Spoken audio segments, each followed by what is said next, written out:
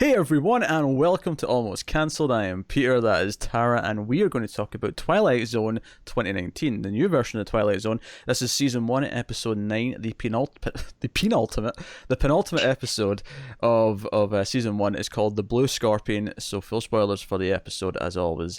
And here we go. So Chris O'Dowd stars in this one, and it's about a gun. It's about a gun with a blue scorpion on the grip, and it's got his name on a billet. And his father commits suicide with this gun before the episode starts. He finds his body, and then he's going through a divorce and is generally very kind of stressed. That's the gist of the episode until we get deeper into the plot. So, Tara, we've not been super fond of this show this season. It's been a pretty rough ride, with ups and downs. But even the peak is like scraping like a 6. Let's be honest. So it's not been a great time. So I ask you this: does this break the streak?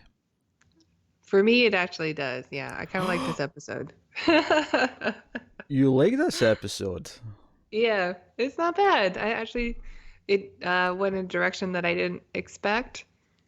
I kept waiting for like the real, Second Amendment episode, and I didn't really get that from it, and it was still interesting. It kind of reminded me of, was it Mr. Denton on Doomsday that we reviewed for Season 1 of the original? Okay, yeah. Just a little bit of that, I think, might have been an influence. I can see a lot. Yeah. I can see a lot of that in there. I'm not as positive. I don't think it's as bad as it's not as bad as last week's, right? It's not the worst of the show, by any means. No. I think my problem comes kind of back again to just some murky messaging. Obviously, there's some messaging at the very end of like, hey, we should probably treat guns responsibly because now 2 kids have a hold of a gun and maybe disaster will ensue. Yeah, he kind of gave it like the Jumanji board game ending by throwing it into the ocean and then some kids find it. Yeah, that's a good way of putting it. That was a little bit like, yeah. Yeah, because I actually think that was a little bit predictable. And to be honest, that was like my least favorite part, even though the message for that was pretty clear.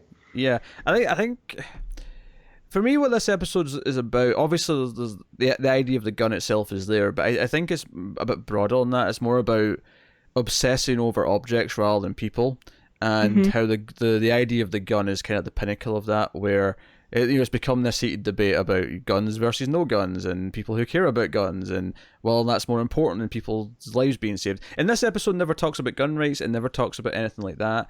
It just focuses on the obsession and doesn't really try to like sway you in one way or the other. It just kind of says, here's what the obsession does. But it is kind of this murky thing where it does kind of save the day. Yeah, I agree. It was like, and it ended up being a really positive thing, which is a spin I didn't expect from it at all. And some of that I didn't really like either. It's not that I think that guns are, well, I don't like guns. I'm just gonna say it. But I did fine. Like the obsession over it, and I thought that was going to be his doom, and it wasn't. So you're right, it is a little bit murky, but I did still kind of enjoy it. Like, I enjoyed the performance a lot. I was pretty into it. There were some scenes I didn't really love that I think could have been cut because they seemed irrelevant. Sure. We'll get up into kind of specifics, but I think Chris O'Dowd is pretty good. But the murkiness of kind of what it's trying to say by the time the gun actually saves him, and it saves him on its own, by the way. He doesn't shoot it himself. It just kind of happens, kind of. Which, I mean, maybe that's kind of the point, is that he didn't like try and use it himself. It's just the idea that the gun can be useful. It can be something that's used for safety. It can be something that's used in some way that's not notorious or nefarious, but. Because it makes him realize he wants to get rid of it. He throws it in the water after that, but because he doesn't like guns to begin with. Because Chris O'Dowd is still he's still got his accent, right? He's still an Irish character who's living in the US, and he is terrified by the idea of having this gun. He doesn't want it. He doesn't want to sell it because he feels weird about making money off of his like dad's suicide. But then he like phones the dealership. He's like, "Wait, the Blue Scorpion? That's worth a fortune. That's like $100,000 you've got there sitting there. Yeah, sell it to me." And he's really against it, but then he's obsessed with this bullet that's got his name on it, right? That's just kind of the two Twilight Zone sort of things about this gun is one, bullets just randomly have names on them, although only the person can see it. Like, when someone else looks at the bullet, they can't see it. And the other thing is that the gun itself seems to have some kind of sentience. Yeah.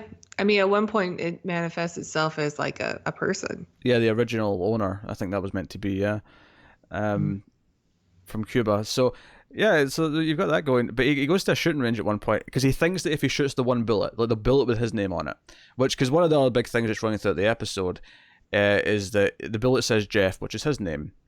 But then he's going through the episode, and almost every new character he meets is also named Jeff. The man who's now with his soon to be ex-wife, right? Because they're not divorced yet, but like she's dating someone named Jeff. I don't know if the lawyer was named Jeff. I think he was. Yeah, he was. Yeah. The guy at the shooting range was named Jeff. The guy who attacks him at the end is named Jeff. Who's the one who actually does eventually get shot? But is everyone's named Jeff? And I guess if I'm trying to read into what that meant. The idea of having like so many characters named Jeff, and he even points out this is ridiculous. I'm meeting a new person named Jeff every day. It's a fairly common name, but this is silly. Is maybe the idea that like this bullet can literally hit anyone, right? And you think it's to do with you, but it really could. It's a danger to everyone and anyone, right? It could be your suicide. It could be you taking revenge out, and this guy is dating your wife now. It could be something for protection because the bad guy's named Jeff. It could be anyone, and maybe that's the point of that. But he goes to the shooting range, and the first time he shoots it, he kind of flinches and he's kind of uncomfortable. And then the music kicks in, and we get a montage of him emptying the clip. He's even like he's shooting from behind his back. He's doing like cop poses. He's doing all these things. He's playing with it like a toy, which I guess kind of like parallels the ending with the kids who also play with it as a toy. Although he should know better because he's a goddamn adult. And like this idea that he's almost seduced by the idea, the power of a gun, the idea that he now has some strength and power. He's just been granted it, and he's kind of I don't quite say he's getting off on it here, but he kind of gets succumbed to it, and from then on he thinks he can do stuff with it. He thinks he can actually solve his problems with it. That's his friend. He gets attached to it, and it's very unhealthy, which is why the murkiness of it actually being useful at the end is kind of weird, because everything before that point is definitely a negative spin. Everything before that point is definitely saying he is being unhealthy with how he is treating this gun, with how he is looking at it. If anything, this episode is more critical of the infatuation with guns rather than the existence of them in and of themselves. I think so. I think that's what it's trying to say. I mean, right from the beginning, when he sees his dead father, we get a shot of the bullet on the ground, and it has Otis's name on it. And we also find out that there's a note that his dad left, and it just says, "I love him more than you." And I couldn't help but think that maybe he also saw another bullet that said Jeff on it, and thought maybe he was destined to shoot his son if he didn't do something. Maybe, yeah, because Jeff, the main character Jeff, that is not any of the other Jeffs, he even like contemplates this suicide note. It says, "I love him more than you." Like, is he like, am I the him or am I the you? Like, yeah, which I didn't really need him to say out loud because I was thinking that too the entire time. That's just another. It's a smaller example, but it's another example of this show just spelling things out for us.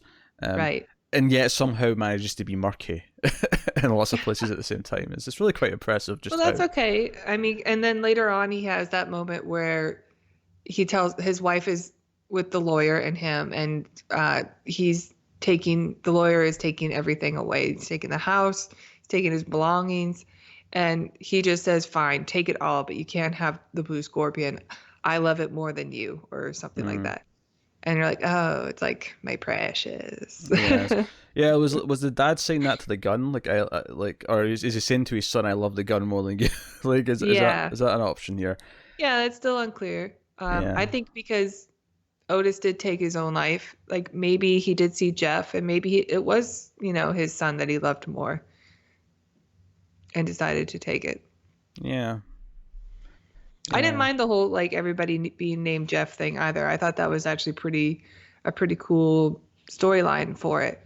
That, yeah, I mean, this bullet is destined to take the life of somebody named Jeff, but it could literally be anybody.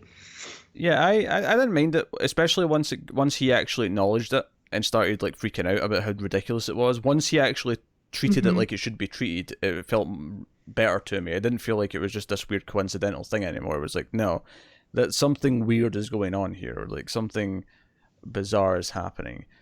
And yeah, the divorce stuff, and I guess it's like the idea that he feels small and weak because of the divorce. He feels unwanted. He feels like his life's collapsing. The idea that he latches onto something that can't leave him is the kind of thing. Right. He's also going through, a huge mental breakdown at the, Oh, yeah, he's not mentally stable. Yeah, his dad's committed suicide as well. Have a gun. He's probably really depressed. He's been drinking like every night that he's alone. He has a lot of anger, and he does actually go to her house, and he's looking at, her new lover named Jeff through the window with the blue scorpion in his hand. Yeah. New Jeff, yes. We have Jeff, New Jeff, Gun Jeff, Lawyer Jeff, Burglar Jeff, guy on the phone named Jeff. Yes. We have all these Jeffs. Yeah,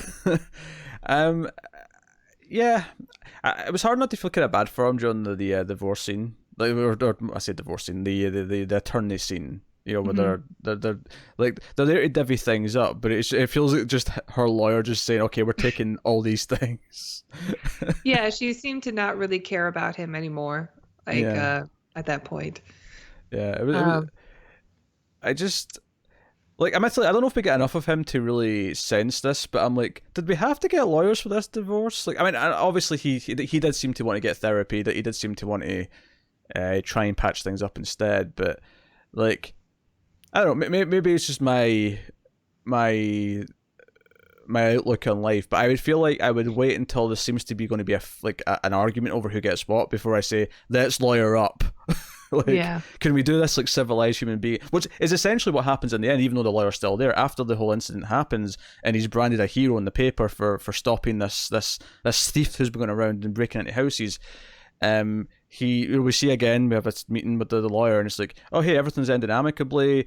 She's conceded a lot of things that he's allowed to keep, and it's just out of niceness. And I guess it's the idea that like she was also being kind of petty with his belongings just because divorce and because and she's like, hey, his feelings are more important than me keeping his stupid bass guitar that means a lot to him, that means nothing to me. This is his dad's bass guitar because his dad was a musician who played with famous bands and all sorts, and so yeah, he's branded like a town hero, and his relationship gets better with his wife even though they're still going through a divorce. She's letting him keep all the things like you said, and even the school that he works for, he's a professor of anthropology, and they're making him like head of the department just because he killed a man.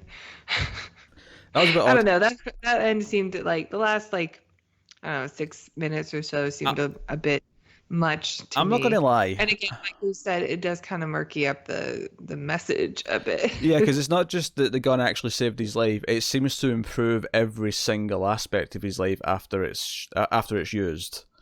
Which is why now he wants to get rid of it, and which is why in that chunk, right? See when it was getting a promotion, because it felt so cheesy and happy. All these things were like happening for him. I honestly thought it was going to cut back to the night where he shot the guy, and it was going. It was like, this is a fake out. Like, none of this stuff is real. This is all in his head, and it's because it's all too happy. It's all too perfect. Yeah, well, I knew something was going to happen, and they did the angle with the kids instead. Like, it's two boys, and the name at the end is Dylan on the bullet, which happens to be the name of one of the two kids. So, it is telling you that this is not going to end well every time. Like, it could be another guy named Dylan. I don't know, but it's probably going to be that kid. Yeah, I kind of hate the last 10 minutes. I kind of hate how much it murkies up what it's saying. Because I'd be fine with it saying, like, no, here, like, occasionally a gun is a good thing for these reasons, right? I'd be fine with that for message protection. If that's what it was saying. You see his wife, or is it, his wife, she's got a gun, and she says, I have it because I live alone now. And you can kind of see like the logic in that. Yeah. Oh, she's kind of lying. I mean, it seems like the new Jeff's already there pretty much all the time. I'm pointing that. Well, he wasn't there when he, came in because she pulled the gun out on him. And if Jeff was there, she probably would have sent him down there to go investigate. True. You go first. Yeah. The ending just doesn't feel succinct to me. It feels like it's trying to make some kind of point that's like trying to not just land on one side. It's trying to give pros and cons, and like I say, and I think the way it succeeds in that is focusing more on the fetish of the gun as opposed to any of the other things that's normally talked about when you're talking about gun control. But it kind of messes it up, I think, for his story by being such just a Deus Ex Machina to me. I don't know, like it feels like. Yeah, I mean, I don't think you're wrong. I just think that the episode still kind of works for the most part. I do think that the ending is murky, and there are some other scenes I didn't like. I didn't care for the scene with the office and the girl that was in the office with him talking about how she can't keep her like clothes and her shoes separate. Otherwise, she's afraid they'll feel bad. Like, I understand. I think it's just another example of the Twilight Zone just telling you what's happening rather than you figuring things out on your own. Yeah. I mean, do you think that's saying guns want to be used or something like that? Like they don't want to be forgotten. Yeah, the whole like it's afraid of the dark thing. I wasn't really sure how that really plays in, other than he keeps a flashlight in the drawer. I guess it just represents the urge that a person has to want to use it. So the idea to keep it out, to keep looking at it. Yeah. Whereas the gun itself expresses that by having a fear of being alone. So okay. I guess that's what it's trying to say. I don't know. Yeah, I mean, if you have to keep it in daylight, then or with a light on it, then it's always on display. Yeah, you can't really hide it in a drawer. Yeah, I have to say I still generally just didn't have a great time watching it. Like I still had this feeling like just the direction's just a little bit over the top. The general tone of it just feels a little bit off still. Who's that guy who that director that did the King's Speech and Les Miserables? You know what I'm talking about? Oh, you're talking about. I'm trying to remember his name. He has like weird camera angles where or shots where like the person's always like at the bottom of the screen, or like a head is at the bottom of the screen and then showing you just a bunch of sky in the background. They did that a lot in this show too. I noticed it especially in this episode.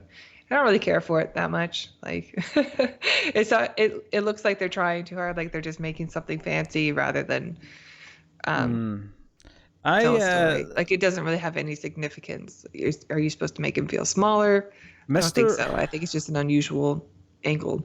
Mr. Robot does that a lot, but Mr. Robot does a different thing where the pacing and the consistency of it just feels like part of the basically the vocabulary of the show. It's how it speaks to you. Like there's so many shots in that with where the headroom's just ridiculous. And I'm annoyed because I just looked up the director of the King's Speech, and before I was typing it, I was like, I think it's Tom Hooper. And then it loaded up and it's Tom Hooper, so I wish I'd just said it. and took the point, but no. Do you want to edit this part out so it looks like you got it right away? I'll be honorable. I looked it up, but just know that I actually thought of it before I got to it. I believe you. Thank you. So yeah, I mean, it was better than the last one or two. Yeah, I'm not saying this is a new modern day classic or anything.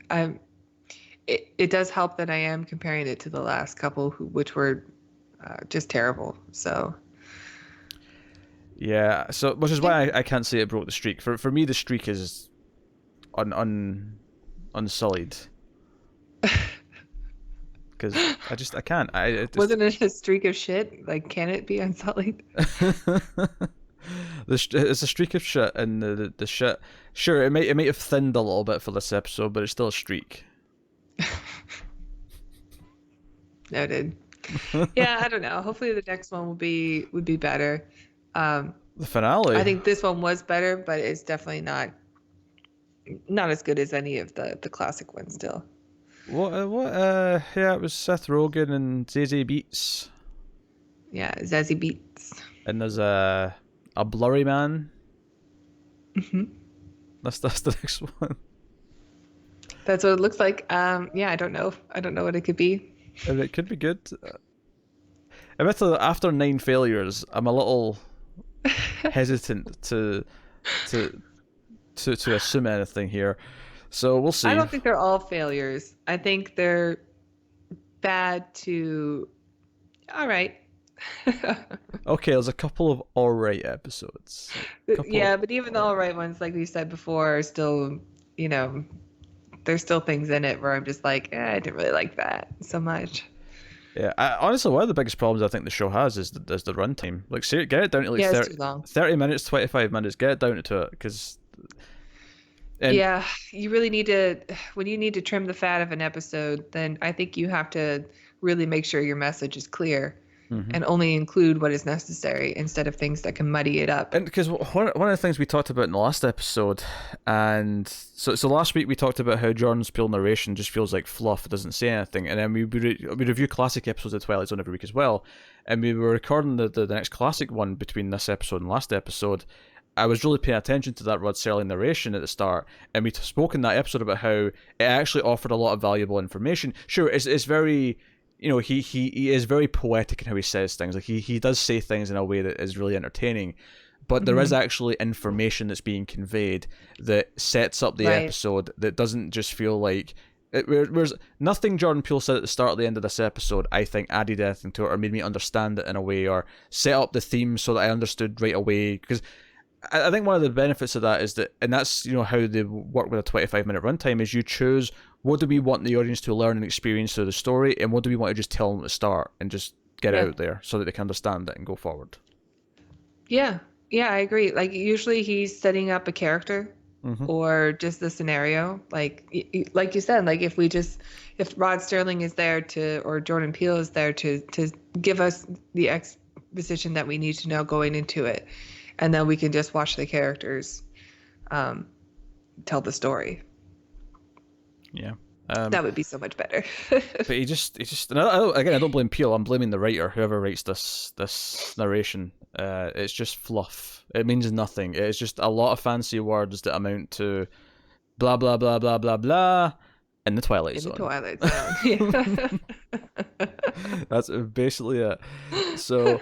There you go. That has been episode 9, the penultimate episode of the Twilight Zone season 1. We'll be back next week with the finale. So let us know what you thought of the episode in the comments below. Like and subscribe, all that stuff. Get us on the Twitters at mailed_fuzz for channel updates. And I'll be nice to Tara and not make her do the plugging because she's a little under the weather. So yeah. So I shall do it. So you go to Patreon, patreon.com/MailFuzzTV if you want to support the show and the channel and everything we do here. You can support us for as little as $1 per month. Keep the reviews coming. And for that $1, you get bonus reviews of certain things. You get bonus episodes, early stuff, all that jazz. So go and have a look-see. I will still ask Tara, though. I'll do the actual wording if you want, but what show would you like to promote that we also do? That we also do? Well, I meant we as a Male Fuzz TV, but if you'd like to pick the other one you're on, you're more than welcome to do so. Yeah, if you like science fiction, you should check out our show, The Ace, the Atomic Cinema Experiment. It's our science fiction movie podcast. We do classic films as well as newer ones. Just check it out. It took you being kind of sick to nail the title of the podcast. She always hesitates. She always hesitates with the last words. Like, Atomic Cinema Experiment. Experience. Atomic Cinema. I can't think of another word beginning with E. But like seriously, it's just every time. So she nailed it. So is this a fluke because she's kind of sick, or is this just the dawn of a new confident Tara era? Yeah, maybe I'm just there. Maybe I'm just ready. A terror, if you will. So thank you very much for watching or listening. We always appreciate it. Keep watching TV, guys, in the Twilight Zone.